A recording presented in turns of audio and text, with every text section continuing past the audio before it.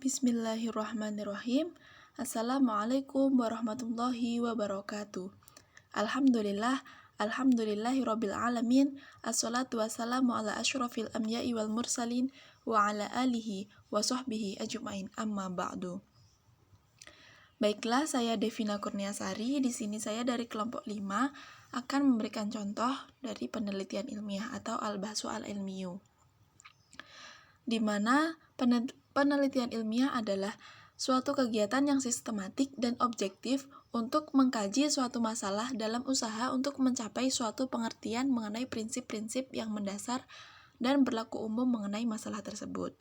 Dari penelitian ilmiah tersebut akan disusunlah karya tulis ilmiah, di mana salah satu macam dari karya tulis ilmiah adalah skripsi. Nah, di sini saya sudah ada latar belakang dari sebuah skripsi yang saya akan bacakan.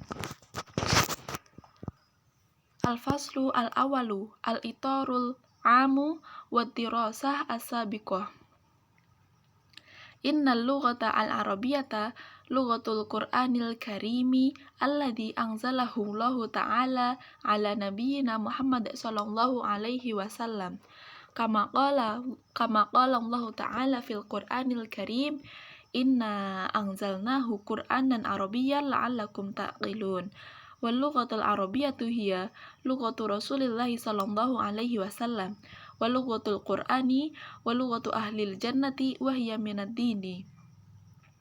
Qala Rasulullah sallallahu alaihi wasallam, ahabbal arabi li thalath, li anni arabiyyun wal Qur'anu arabiyyun wa kalamu ahlil jannati arabiyyun. Rawahu Tabrani. Sesungguhnya bahasa Arab adalah bahasa Al-Quran yang diturunkan Allah kepada Nabi Muhammad sallallahu alaihi wasallam.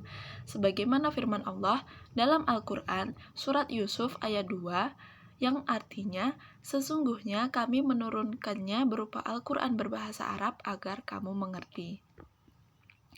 Dan bahasa Arab adalah bahasa Rasulullah sallallahu alaihi wasallam, bahasa Al-Quran, bahasa penduduk surga atau ahli surga, dan bahasa Arab juga sebagian dari agama.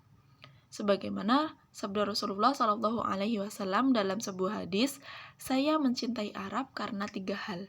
Karena saya orang Arab, karena Al-Quran berbahasa Arab, dan bahasa penduduk surga adalah bahasa Arab.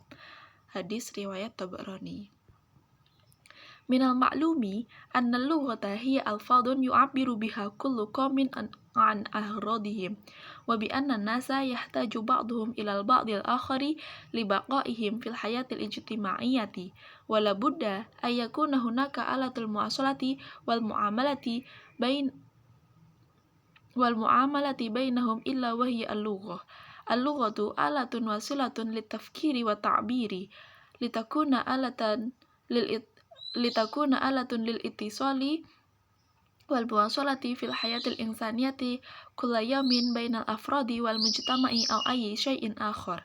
Kama qala Zakaria Ismail, innal lughata min ahammi ma wasala ilaihil insan min wasailit tafahumi. Kama annaha wasilatul mujtama'il ula li sibghati a'dha'ihi bi sibghatil ijtima'iyyati.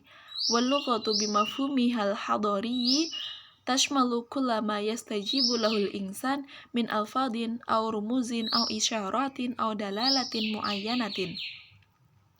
Diketahui bahwa bahasa adalah kata-kata yang diungkapkan orang untuk tujuan mereka, dan bahwasanya manusia membutuhkan satu sama lain untuk kelangsungan hidup sosial mereka, dan wajib adanya alat komunikasi dan interaksi antara mereka, yaitu bahasa. Bahasa merupakan perantara untuk berpikir dan mengungkapkan, dan menjadi alat untuk berkomunikasi dan kelangsungan hidup manusia setiap hari antara seseorang dan masyarakat ataupun hal yang lainnya.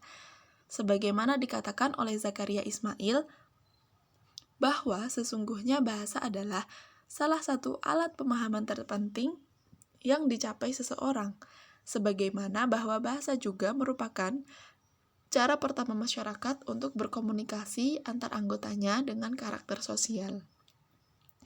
Dan bahasa juga mencakup semua yang diterima manusia dalam hal kata-kata, simbol-simbol, tanda-tanda, ataupun konotasi-konotasi tertentu.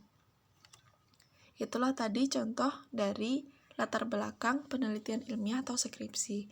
Selanjutnya yaitu mengenai qawaid nahwiyah. Yang pertama yaitu mengenai inna wa akhwatuha, di mana contohnya di sini yaitu innal lughata al-arabiyyata lughatul Qur'anil karimi. Inna wa akhwatuha adalah sekelompok huruf yang biasanya berada sebelum isim.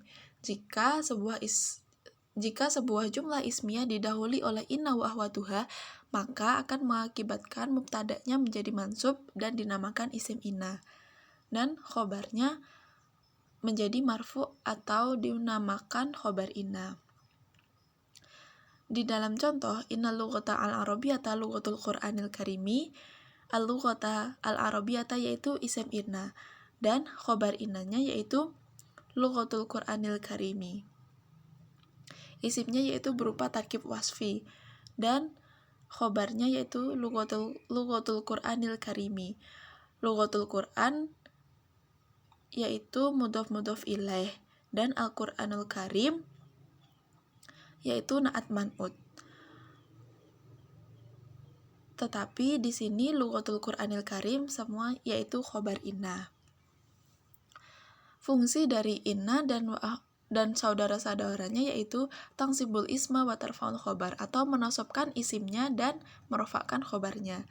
Macam-macam dari inna wa akhwatuha antara lain inna, anna, ka'anna, lakinna, laita, dan la'ala. Qawaid nahwu yang kedua yaitu tarkib wasfi.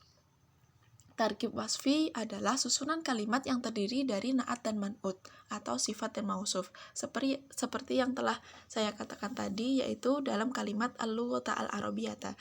Jadi dalam tarkib wasfi, apabila susunan kalimatnya berupa jamak, maka akan tersusun jamak semua. Ataupun ketika susunannya berupa mu'annas, maka tersusun mu'annas semua, baik dari na'atnya ataupun man'utnya, karena dalam tarkib wasfi mengandung arti yang. Dan tarkib wasfi merupakan jenis dari tarkib bayani, di mana tarkib bayani terbagi menjadi 3 macam, yaitu tarkib wasfi, tarkib badali, dan juga tarkib taukidi. Kaidah yang selanjutnya adalah tarkib idhofi yang terdapat dalam kalimat lughatul Qur'ani. Dan tarkib idhofi adalah susunan kalimat yang terdiri dari mudhof dan mudhof ilaih.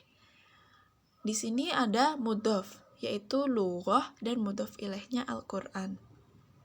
Hukum mudhof yaitu tergantung pada kedudukan kata mudhof yang terdapat dalam kalimat.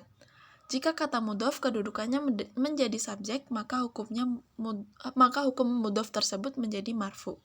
Dan jika ia menjadi objek, maka hukum mudhof tersebut menjadi mansub, dan begitu juga seterusnya disesuaikan dengan kedudukannya dalam suatu kalimat. Hukum mudhof ilaih dalam kitab Jami'ud Durus adalah majrur. Tanda majrurnya tergantung dari kata tersebut.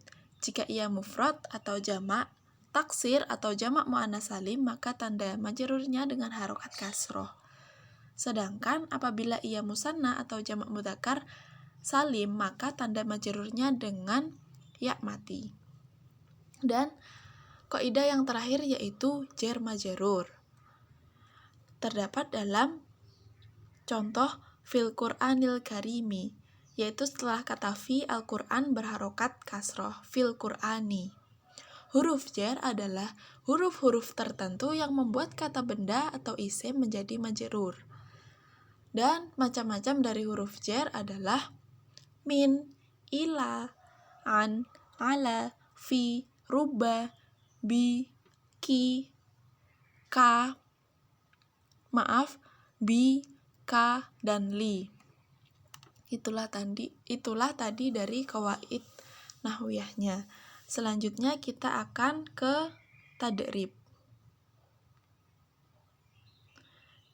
Di mana di sini saya terdapat 3 soal, yaitu yang pertama, mahiyal lughah apa pengertian dari lughah, dan yang kedua, lima da'haba Rasulullah al-Arab, kenapa Rasulullah Shallallahu Alaihi Wasallam menyukai Arab, dan yang ketiga yaitu ma dalilu anna lughata al-arabiyyata lughatul Quran, apa dalil atau bukti bahwasanya bahasa Arab adalah bahasa Al-Quran.